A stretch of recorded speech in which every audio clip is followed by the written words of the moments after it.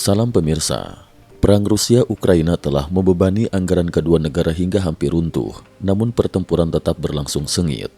Muncul kabar bahwa Ukraina mungkin melancarkan serangan besar saat hari kemenangan Rusia pada 9 Mei 2025, peringatan kemenangan Perang Patriotik Raya. Presiden Putin berencana menggelar parade besar di Lapangan Merah dan mengumumkan gencatan senjata sepihak selama 72 jam, mulai 8 hingga 11 Mei 2025. Menteri Luar Negeri Rusia, Sergei Lavrov, menyebut gencatan senjata ini sebagai titik awal negosiasi tanpa syarat. Namun menurut Atlantic Council, Putin justru ingin melindungi parade dan menerima tamu-tamu penting seperti Xi Jinping serta pemimpin Brasil dan India. Jika Moskow diserang, propaganda Rusia akan kehilangan muka.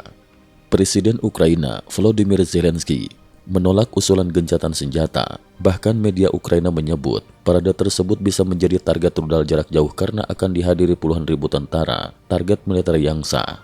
Dalam pidato TV pada 29 April 2025 malam, Zelensky berkata, "Mereka takut parade terganggu dan mereka memang pantas takut." Ia menambahkan bahwa Ukraina akan menekan titik-titik paling sensitif Rusia agar Moskow mengambil langkah diplomatik. Media Rusia, Eurasia Daily menafsirkan ini sebagai ancaman langsung. Sementara itu, media Taiwan New Talk melaporkan bahwa beberapa drone kini mengarah ke utara menuju Moskow. Karena Lapangan Merah tidak memiliki sistem anti-drone memadai, kekhawatiran terhadap keamanan semakin besar.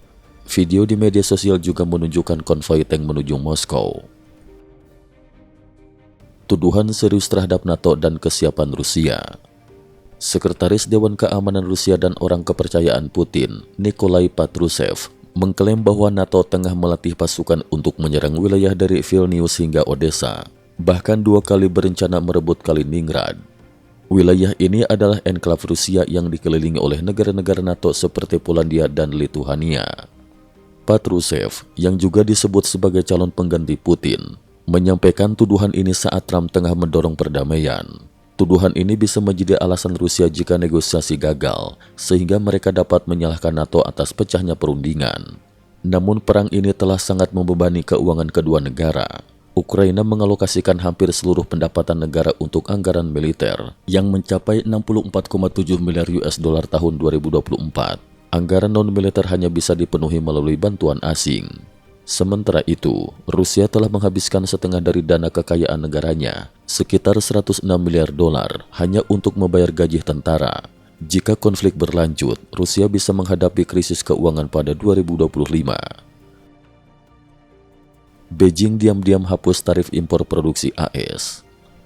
Sumber terpercaya mengungkap bahwa Tiongkok kembali menghapus tarif untuk beberapa produk asal AS, memperluas daftar pengecualian hingga 131 kategori.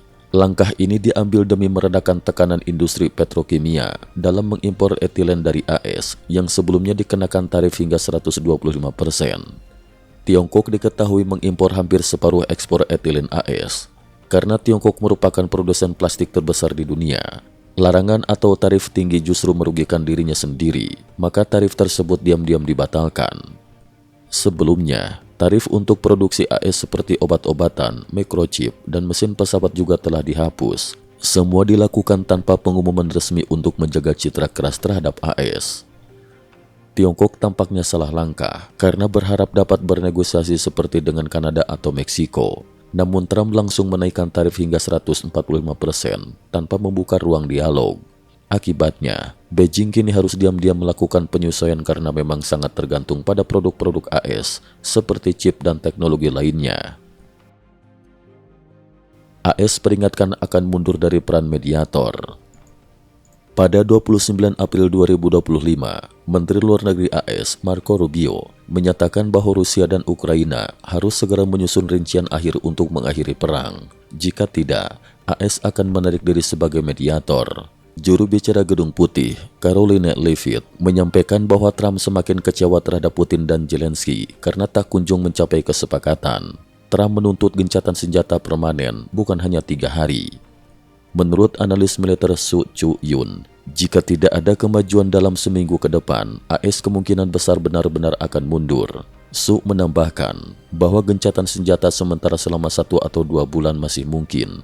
Namun jika masing-masing pihak tetap pada tuntutan semula, konflik akan terus berlarut. Strategi utama AS kini adalah 1. Menekan ekonomi Rusia lewat sanksi sekunder, termasuk menjatuhkan harga minyak hingga $30 per barel. 2. Memberikan bantuan militer terbatas untuk Ukraina dan mendorong NATO untuk mengambil peran lebih besar. 3. Mengalihkan fokus militer AS ke Indo-Pasifik guna menghadapi Tiongkok. Cukup sekian dulu, terima kasih atas perhatiannya.